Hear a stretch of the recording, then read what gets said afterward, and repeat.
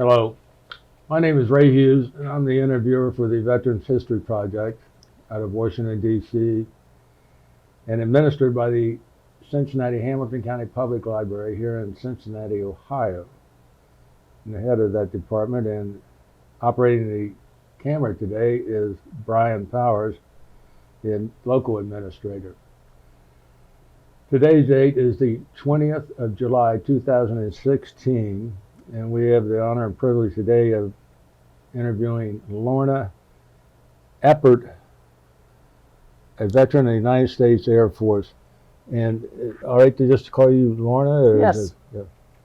Well, Lorna, it won't be any secret when these tapes are released. I just finished interviewing your husband, but you were also a United States Air Force veteran yourself. Yes. If you would, where were you born and what were the dates of your birth? Okay, I was born July 22nd, 1931 in Minnesota. Actually down in southeastern Minnesota. I see. And what was the name of the village or town where you? Actually, it was in Iowa, New Albin, Iowa, and I was born in Houston County in Minnesota. Across the border. I see. And what were your parents' names?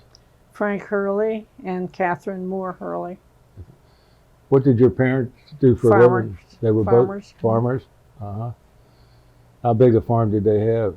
It was only maybe 180 acres. 180? That's a pretty big farm today. Maybe up in that neck of the woods. No, it was about average. About average? Yeah. What did your dad folks raise?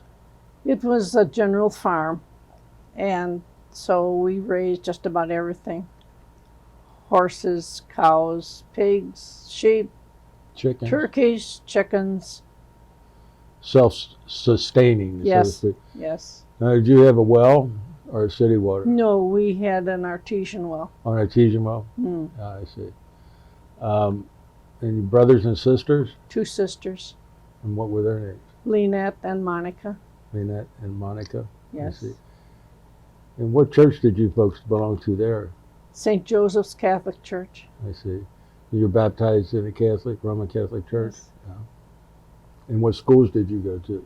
Went to a country school, one-room country school, and to New Albin High School.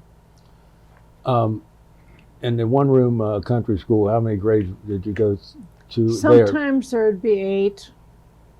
Sometimes there'd be a few grades missing. And they were all in one room? Yes. Yeah. How many students would you say were in those rooms? Well, myself, we had the biggest class, 4 people. Oh, okay. All the other classes, there'd be 1, 2, 3. As far as the daily basis for census, I'm not sure. I suppose maybe 15, maybe less. Okay.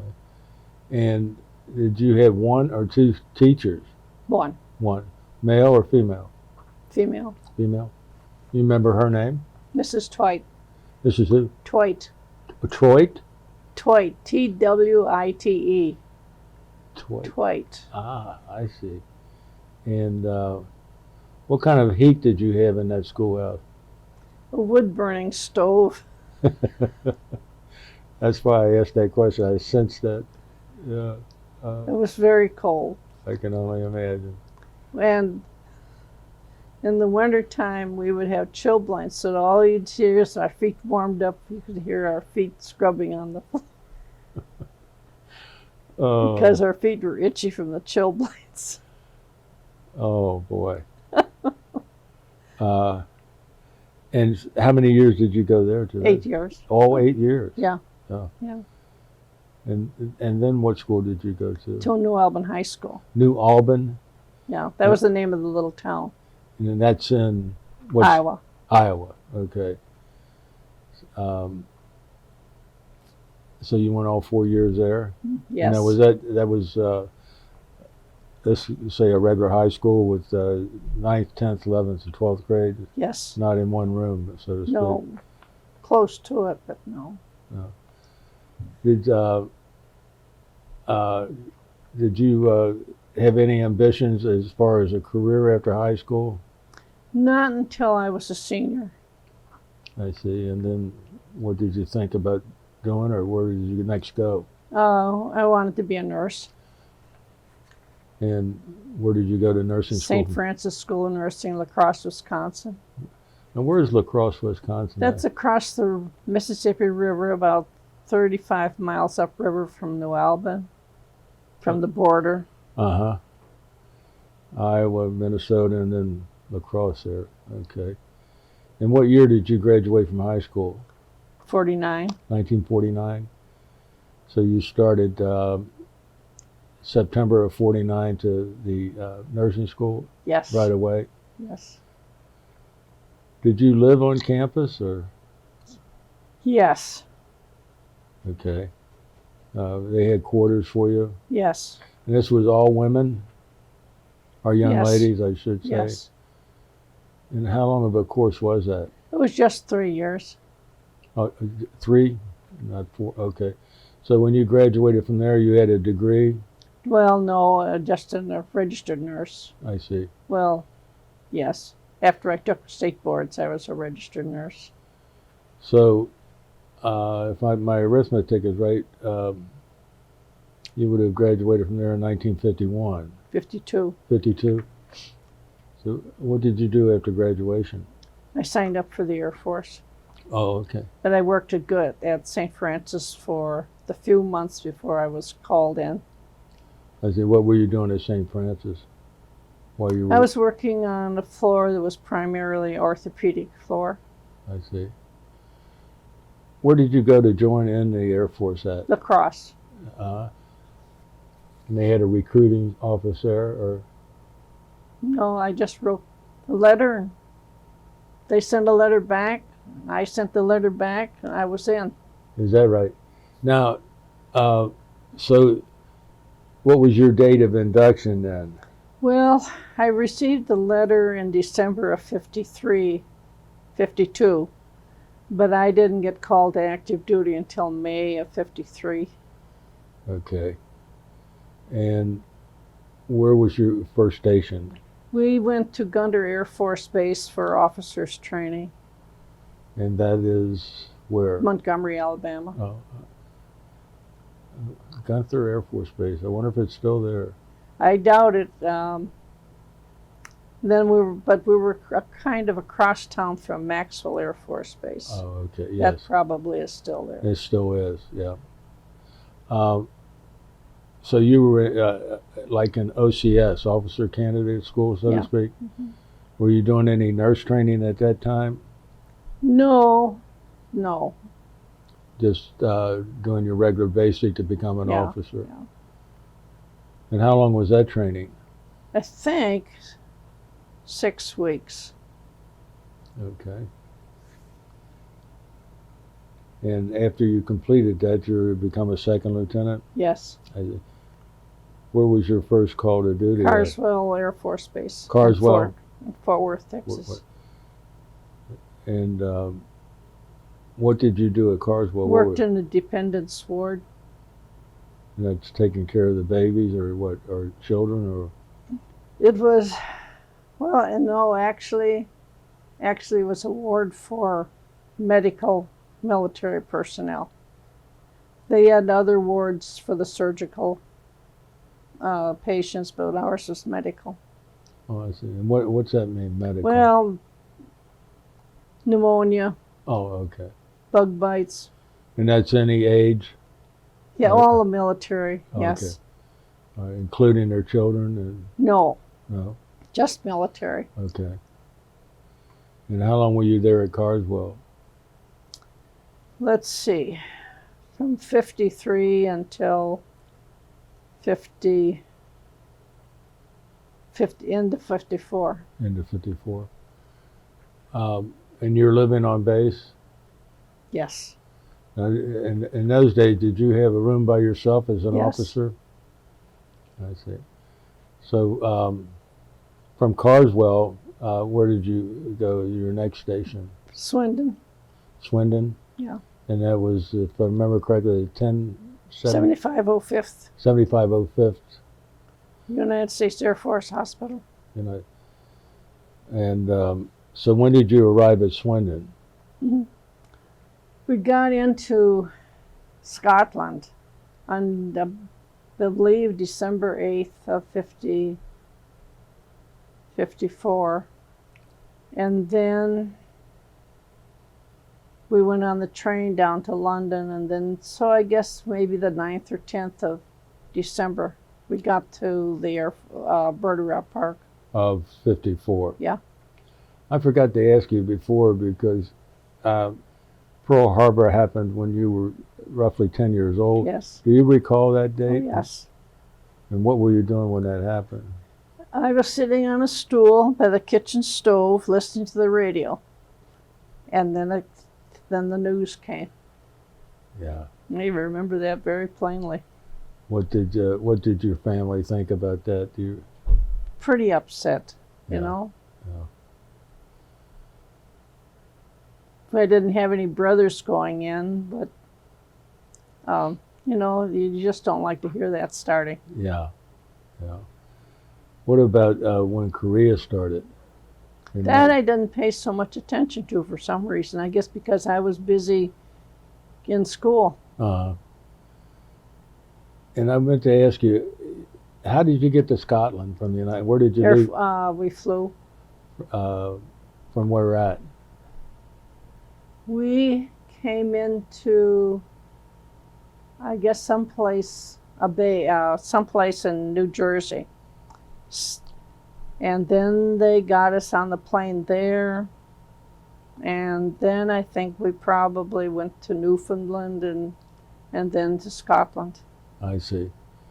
You took what was called the northern route there. Yes. Yeah. So you arrived down at Swindon, they call it. Yeah. And that's December of 54. And what are your duties going to be there? Well, I started out, now that's where I was on the dependents ward. And that was kids and females, you know, adults, dependents, not military. Oh, No military on that floor. It was all dependents. I see. And that was from all the air bases surrounding that Yes. area. I see. Yes. It kept you pretty busy? Not really. Oh. Are you still a second lieutenant there at this Yes. time? Okay. Do you recall when you got promoted to first lieutenant? It was probably in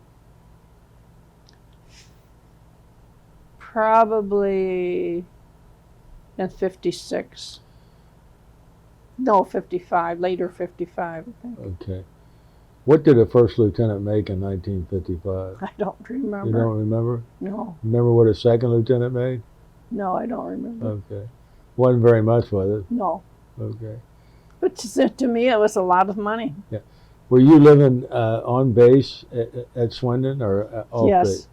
on base. So they had, did you have a barracks or Quonset huts, Quonset huts? all lined up, all hooked together. That's where we lived. Were there partitions between each? No. So it's like an open barracks. Well, no, we each had a room. Yeah, so they were partitioned, yeah. Yeah. You had a door to your room there? And those, Yes. Yeah. And little paraffin heaters. I was just going to ask you how you got kept. Paraffin heaters. That must have been quite a chore keeping. Some people didn't do so well. I did okay because I kept mine clean, but some people, there's kind of spewed a lot of soot around. Oh gosh.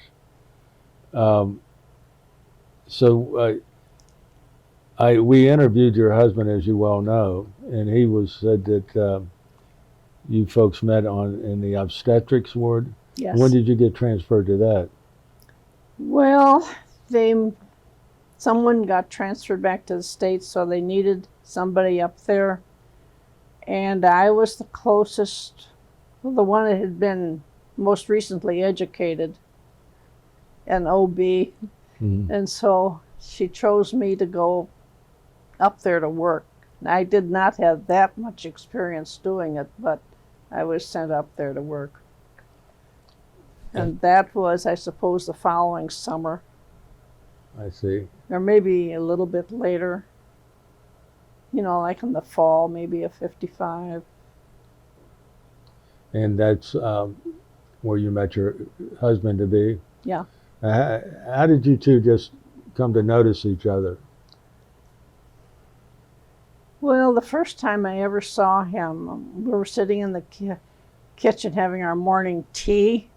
No coffee, tea, huh? Yeah, tea. And he came, he was standing in the doorway, and that's the first time I really saw him. Because we'd all been doing different things during the day, and that's the first time I saw him. Did you think did you want to go out with him, or what? No, not right then. Did you have any inhibition, so to speak, because being an officer and your husband being an enlisted man? I suppose a little bit. Yeah, you're indoctrinated that way, you know. Yeah, so I suppose a little bit. Yeah. So, how long before did he ask you out? Yes. How long did it take for that to happen? Probably a year. Wow. It was a whole year after you met, or after you noticed him before he took you out, or you went out with him, I should say. Mm-hmm. Well, he probably was intimidated because of the military. Yeah, I would think so. Yeah. You know, because we all knew you weren't supposed to You weren't supposed to do that. be out with an officer or vice versa, you know. So did you two take to each other right away after you finally did date?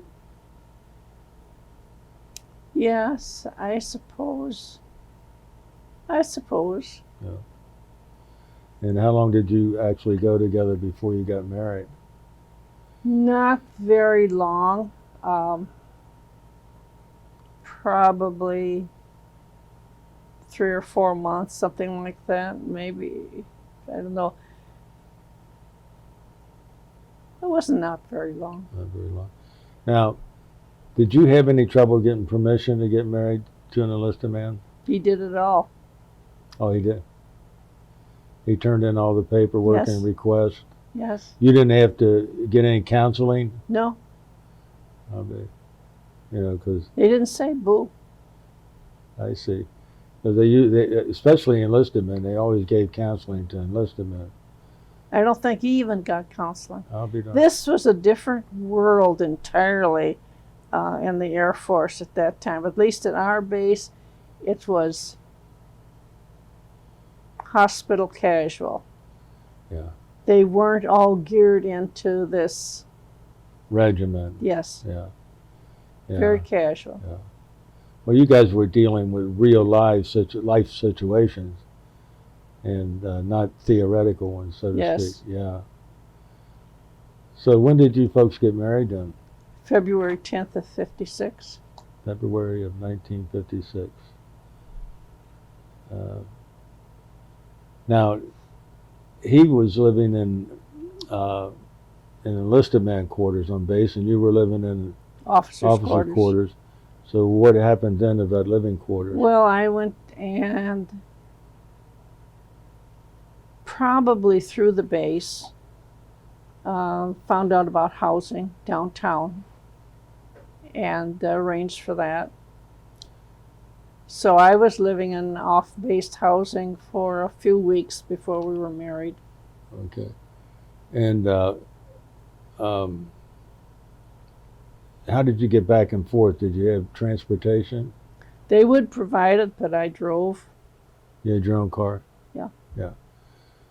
What was it living in Swindon like at that time? Yeah.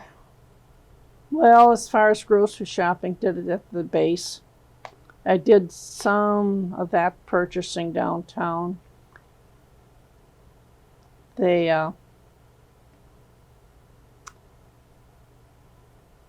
you knew that they were on limited they had, a limited supply of things, but we had the PX, we had the market, so we did okay. You didn't notice it too much. Well, they were still on, not I think on they were rationing, still but on some rationing. limited type. Yes, they were on rationing.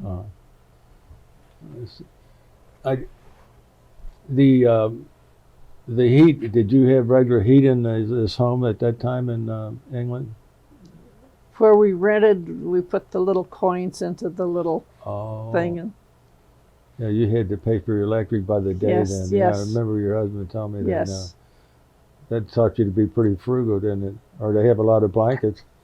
Well, we did not suffer any. We had kept plenty of coins around to keep feeding it. It was okay. Yeah. And you both are still working in obstetrics ward then? I was, he wasn't. He was moved. He was moved to a different Yes. a different floor and a different job, I guess. Yes, Yeah. They didn't want a husband and wife working together. that's right. Now, what do you think the reason was for you not being allowed to wear your uniform in town or off base? I guess they just did not want the English to feel like they were being Invaded again. invaded by these lousy Americans. These Yanks. Yes. Yeah. Although you could drive through town with your uniform, that. Did you make any friends while you were civilians? No. No. Just stayed by Just your... the people that worked on base, friendly with them. Yeah. So, if I remember correctly, you had a son that was born in England. Yes. Yeah. And when was that? He was born November 25th, 56. November 56. And what was his name? James. James. And James is doing well today, even good, healthy. I mean. Yes. Yeah. So November of 56, James is born, and you're still in England. Yes.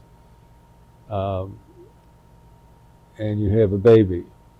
Yes. So what happens now in the Air Force? Well, was discharged at the end of October, and I wouldn't have been discharged so late, but I requested to stay in.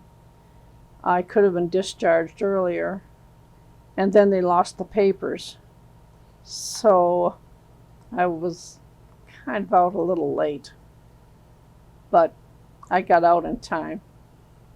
You got out in time to have a baby after I was a civilian.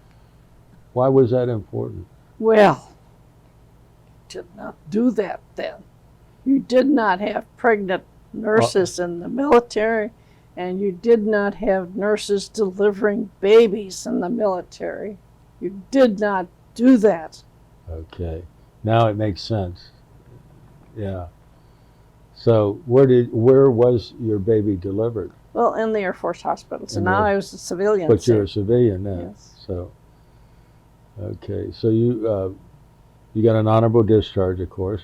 Yes. And now your husband's still in the Air Force. Yes. So what do you do? Well, I think I probably could have worked in an English hospital, but I didn't go through that because I was planning on going home in a few more months. I thought, why bother with it? Because he was born in November, I was going to go home in May. And so I didn't bother. I just stayed home. Right, so you're still living in the small home that you rented? Yes. And now, what are you living on? You had to pay rent. You had to pay the gas and electric. Yes. I had money saved, which helped, and it did not cost that much to live there, so we did okay. And of course, we could shop at the Air Force Base, Right. so it was okay. Yeah. And so, May comes along, and how do you get home? Well, they sent me home on a boat. On a boat. Yes. Uh, And I had to buy a little harness for Jim and some straps so I could hook him onto the crib to be on this boat, so he wouldn't roll out of bed, I guess. do you recall the name of that boat? No. No. It was a big ocean liner, though? Or Oh, no, it was a troop ship. Oh, a troop ship? Yes. Oh, okay. So how were the quarters for you on the way back? Well, there was 5 or 6 or more people in this room. And then the cribs for I think there was a couple of kids with us, Jim being one. And we were in bunk beds. Wow. And went down the hall to the bathroom. And he was, pretty young. Not the most luxurious type. No, but back it wasn't home. bad. It wasn't bad. Where did you leave from? What port do you recall? Southampton, I think. Southampton? Yeah. And where did you land in the States? New York City. New York City? Yeah. Now, when you got back and you land in New York City, you have to go through customs or anything of that nature? Yes. Which did not take long, and then we went in and they were able to book us they booked whatever you wanted, so I booked a flight home. And so Jim and I flew home. We were able to get on the airplane shortly after landing. It was not too long. I see. And land where? New York City. Well, then land in La Crosse, Wisconsin. Oh, okay. They had an airport there, huh? Yes. Yes. Did you have to have a passport, though, when you got... Yes, they called up and said you need to get a passport, so I did. But, in England, you had to get it in England before you came back home? Yes. Then. Was that any difficulty in doing that? No. Oh, okay. They based it at all. Oh, okay. So you got home to La Crosse, and then you went My family picked me up there. It was only 30 miles from home. to Auburn, or is that New Albin. New Albin. So how long did you stay there before your husband came home, Jim? From May till August. I said Jim. I didn't mean Jim. I meant Jerry. We forgot to identify your husband in this interview. I'm sorry for that, because I just finished interviewing him, and I assume everybody knows. What's your husband's name? Gerald. Gerald? Yes. Okay. So you went to your parents' home. Yes. And I guess you were waiting on Jerry to get discharged. Well, no, he was going to come back to the States and get reassigned. Uh-huh. And he did. Yes, and then we went back. That was my second time in Carswell. Right. His first time. And you recall the time when that was? We got to Carswell, I suppose, in September of 57. Okay. And we were only there maybe 2 or 3 months. And then he was riffed out, and we came back to Cincinnati. Okay, so that's why I think when we talked to Jerry, he had 3 years and 9 months and so many days instead of 4 years exactly. Yes. It was because of the RIF, or reduction in forces. Yes. Yeah. Okay, that explains that. So from there, you folks came home, or when I say home, back to Cincinnati. To Cincinnati. And I think Jerry said you folks got a home in Groesbeck? Yes. First we lived in a apartment in Auburn, Mount Auburn. Uh-huh. And then we bought the house in Coleraine. What was that address? In Coleraine or Auburn? And Coleraine, 6721 Schuster Court. Schuster Court. And that was pretty near where Yes. Jerry worked at Burroughs. Yes. Now, when you came home, did you ever did you go back to work at any hospitals or in the nursing Yes, field? when we settled in Mount Auburn, I started working at Good Sam. I see. And how long did you stay there at Good Sam? Until 94, 1994. 96, 96. So that was a total of, Quite a few years, but Yeah. it was kind of off and on. because in the meantime you had four more children. Now in those days, when when a woman had a child and she was employed, what happened about your taking time off? Were you compensated for that, or yeah, there were Not in those days. there's no benefits for you No. at all. Did you have any trouble though after having a child in those days about going back to your old position? I never did, and I never really wanted to. I'd call up and say, I'm ready to come back, and they'd say, okay, go work here and there. And one time I came back and I just became PR, what we called PRN, and that's when you work different floors. Wherever they needed you, you would work. But I was working part-time, and so. At Good Sam? Yeah. Yeah. Well, you were in a profession, though, that there's always been a shortage of as far Yes, as a registered always had a nurse. job. Yeah. So, Then I went back to school in 68, and where did you go to school at? UC. At UC, and what? I got my bachelor's, and then I got my master's. In Nursing. nursing. Yeah. That didn't hurt. It didn't hurt your employment opportunities. No. For sure. No. That I lost my train of thought there. You had four more children besides Jim, and would you give me their names and the dates? Stephen was born in 59. Mark was born in 60. Lynn was born in 61. And then Dale was born in 65. In 65. Yeah.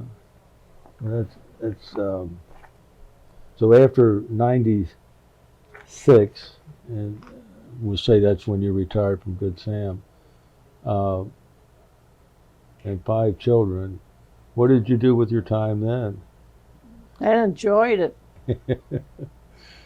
Did you have any hobbies or anything like that? I worked, later on I volunteered at Good Sam. And I like to knit. I like to crochet. Yeah. And I knitted the little baby hats for the newborn nursery. You don't make Afghans, do you? I make the prayer shawls. Oh, okay. Yeah. And again, I lost my train of thought. I was going to talking about your habits there or your hobbies. Let's see, Brian, do you have any questions? Yeah, just a couple. You mentioned when you were, growing up, you grew up in Minneapolis? No, Or Minnesota. So you mentioned about remembering Pearl Harbor. I was wondering, how was your town, the area you were living in, how was that affected? What was going on during World War II? Did you feel like you were affected by the war? Your memories, rationing or anything like that? Not on a farm. Noticed a little bit on the gas rationing. No, not on a farm. And you said, I guess when you were a senior in high school was when you decided you wanted to go into nursing? Yes. Was there a story on how you reached that decision? Well, my sisters were teachers. I did not want to be a teacher at that time. So, what was left? Nursing. Did your parents continue to have the farm after you guys moved on? Yes, they did. They did they didn't sell their farm until I suppose 56 or 57. So they And said did they retire after that? they moved to a little town. And maybe you mentioned it, but I missed it. But how did you decide to go with the Air Force? Was there a story on how that happened? No, I was. I just found it very interesting that, and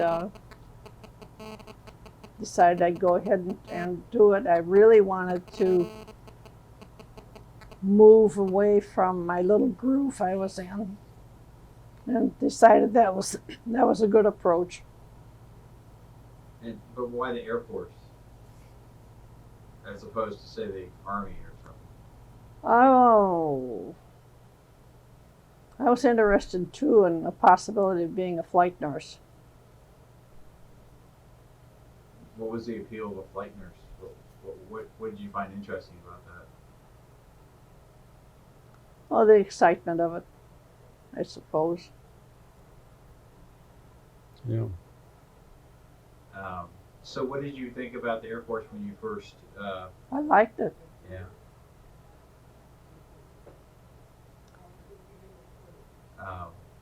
And you first went to Texas for training? I started out in Gunter Air Force Base Oh, in Montgomery, and then I went to Fort Worth. And I'm sorry, what were you doing in Fort Worth? You were Working in a military medical ward. okay. And well, I guess I really had one other question. Is when you had your first son, you had it in the hospital that you had been working at? Yes. So when you were having the baby, were everybody on staff, was it people that you had worked with? Yes. So how was that experience? Did you get perks? Or? Well, that was, yeah, I think so. But I came in the back door by the kitchen, and the kitchen lady was there, and she said, "Well, what are you doing here?" And I said, "Well, my baby's due today, so I came in to have the baby." "You can't do that," she said. I said, "No, I'm in labor." And she was kind of horrified that I was dumb enough to think I was due, so I should come in. She really believed me. So, Oh. Did you keep in touch with anybody? No. No. A short while, I think I did, but then they weren't answering back so much, so I stopped. Right. And when you were going to UC, I guess were you paying your own for the tuition? GI Bill. Even though it had been that many years after. I just made it. What was was that like almost 10 years after? How long had it been since you? Let's see, I was discharged in 56. I went back to school in 68. Dale was 3 years, just under 3 years old when I went back to school. So what were you getting with the GI Bill? Was it? Well, they pay for your credit hours. They also pay for your kids and your husband. So it was a really nice help for me to go to school, because when I finished up, I did not have these huge bills that you can acquire now. So Right. it was very helpful for me. Did you think when you before you met your husband, did you think you might make a career of the Air Force? Yes.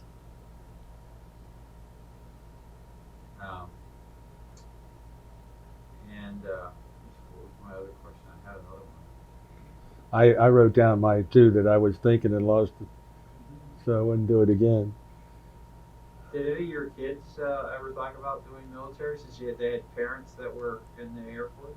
It sort of drifted through their minds, but it drifted through pretty fast. Well, what about the medical field? Did anybody do that? A grandson. One of my grandsons is a registered nurse. Do you guys talk about? Do you talk shop? Yes, That's great. yes. Yeah. Where do they work at? He works at Good Sam. Is it where you used to work? Yes, and his dad works there too. One of my sons works there too. Do any of them work with anybody that you used to work with? I know it's been some They time. well, earlier yes, but now those people are starting to retire, so it's getting fewer and fewer every year. But yes, they there's people there that remember me. Well, thanks. That's all my questions. I wanted to ask you, while you were in the Air Force over there in England, did you meet any important people? Everyone's important, but like generals or high-ranking men or anything of that No. nature? Were you familiar with Strategic Air Command when you were there? We were in Strategic Air Command. Yes. Yeah. They do not let their people go. That's They right. hang on to them. So I was always in Strategic Air Command. That's what I was told. I was in SAC also, and there's only You're in forever. and there's only two ways you got out of SAC. You die. One, they boot you out, and the other one, you have to get discharged. Yeah. You know, it's interesting. I wanted to ask you about Fort Worth, because when you were there, Fort Worth was still had the old stockyards and the old Wild West area downtown there along the railroad tracks. You remember? There was a really This was- excellent restaurant called the Stockyard Restaurant, close to the stockyards, and we used to go and eat there. That was a rough part of town, though. I And- I didn't notice it, I guess, because we were all there in a big group, and nobody messed with us. I mean, even the buildings down there were wood, not brick. You know what I mean? From back in when it was heyday of Yes. stockyards during Yes. during the 40s and stuff. I was just wondering if you remembered that area pretty good. No, I don't remember it that well. I just know it was a cow town. Right. I wonder if that restaurant's still there today. I don't know. It was really good though. What was it called? Stockyard Restaurant. Stockyard Restaurants. Yeah. But of course, that whole area is one metropolitan area now. Yes. Dallas, Fort Worth, Yes. all modern. Is there anything else you would like to add to this interview, Lorna? It's been a great interview, I think, and revealing, and it's so. You and your husband are a unique couple in more ways than one, but especially both veterans of the Air Force and your trip through life together. No, nothing. Well, at this time, I'd like to thank you for Thank you. the interview and for your service to our country. Okay. Thank Thank you you. again.